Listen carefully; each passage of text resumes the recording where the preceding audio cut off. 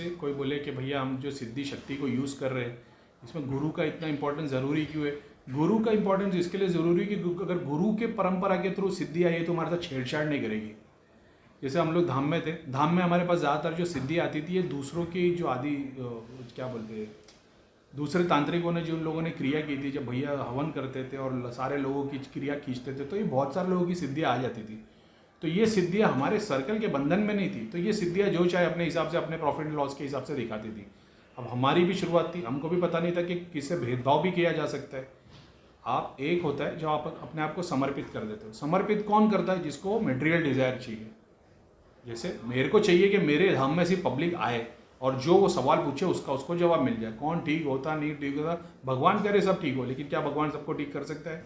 एक आदमी जिसने किसी का 5 करोड़ रुपए खाया है, अब वो जिसका खाया उसने इस पर तंत्र क्रिया की है, तुम्हारे पास आके 5100 खर्चा करेगा तो ठीक हो जाएगा क्या? नहीं होगा। तो भगवान को सबकी सुननी है। डॉक्टर भी तो बोलता है भगवान धंधे में खूब तरक्की देना, तो फिर भगवान को इसलिए तो लोगों को बीमार करना पड़ता है क्योंकि उसको डॉक्टर की भी सुननी है। तो क्योंकि ये सारी शक्तियाँ बहुत सारी ऐसी आती थी, तो वो अपने हिसाब की अपनी भी शुरुआत थी। जोगिनी के आने के बाद मैंने देखा कि नहीं भाई, ये तो भेदभाव है। ये शक्तियाँ एक अलग प्रोसेस में दिखाई जा रही है और इस एक रियलिटी भी अलग है। तुम्हारे ऊपर है, ज़रूरी नहीं है जो धाम में आया उसका इलाज होगा। बहुत सारे लोग के पीछे कर्म लागू है भाई, इसने इतनों का बड़ा बेड़ा गर्क किया है। मान लो एग्जाम्पल के तौर पे ब्याज का धंधा करते, वो ब्याज का धंधा करने वाले पे कितनी भी क्रिया तुम इलाज करते रहो, ठीक ही नहीं होगा। जो ब्याज का धंधा करता है, ब्याज का धंधा करने वालों के घर में पितरों का कभी आशीर्वाद होता ही नहीं है। अब पितरों का आशीर्वाद नहीं होता है, इस वजह से ये सारे दुष्कर्म में लगते, नेगेटिविटी में लगते। अभी कितना भी इलाज करवाते रहे, ये बंदे ठीक नहीं होंगे। चमड़ी जो बंदा रहेगा लड़कियों के वाला, और मतलब या लेडीज़ हो या जेंट्स हो, अगर उसके बहुत सारे अफेयर है या मतलब बाहर अफेयर है और वगैरह वगैरह, चरित्रहीन है, कितना भी इलाज करा लो नहीं ठीक होता। तो मैंने ये जाना कि भाई ये सिद्धियों का भी हिसाब किताब होता है इसके हिसाब से। अब तुमने अगर ये सोच के ला लिया कि भाई बस भीड़ लानी है, तो फिर तो तुम्हारा भला हो, ठीक है, काम तो होगा नहीं, क्योंकि वो एक सर्टेन डायमेंशन की शक्ति आएगी जो नेगेटिविटी, भूत प्रेत घर में कितना है क्या है सब बताएगी। हार्ट चक्र के ऊपर वाली सिद्धि अलग है, जो आशीर्वाद का काम करती है, जो गुरु जैसे, जो योगी जैसे, जो सूफी जैसे। उसके हार्ट चक्र के नीचे वाले मणिपुर तक के, उसमें भी थोड़े बहुत ऐसे हैं, लेकिन वो बीच के लेयर वाले, मणिपुर के नीचे वाले सारे वगैरह थे, सारे तामसिक, लफड़े वाले, झगड़े वाले वगैरह वगैरह। हार्ट चक्र के ऊपर वाले तुमको मिलते, और फिर थ्रोट चक्र और यहाँ के ऊपर निकलते तो खाली डॉट ही मिलता। हम पे तो शिव ही मिलते तुम्हारे को, जब तुम साधना करते हो, तुम शक्ति पुल करते हो।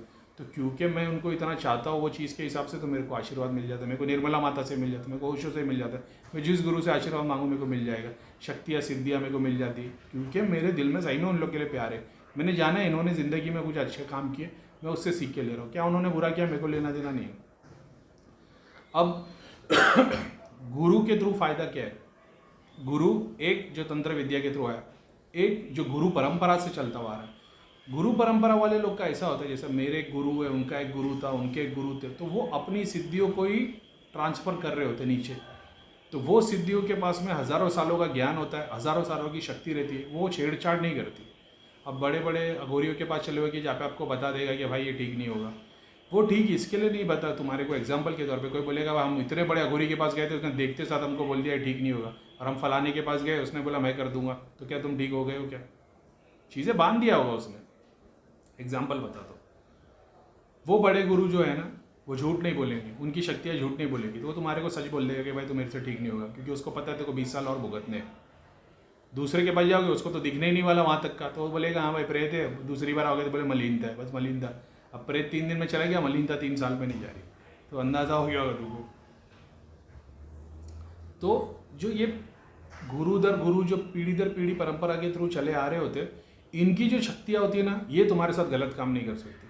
ये तुम्हारे को वो छेड़छाड़ नहीं कर सकती जो गोली सिद्धि जो करती है।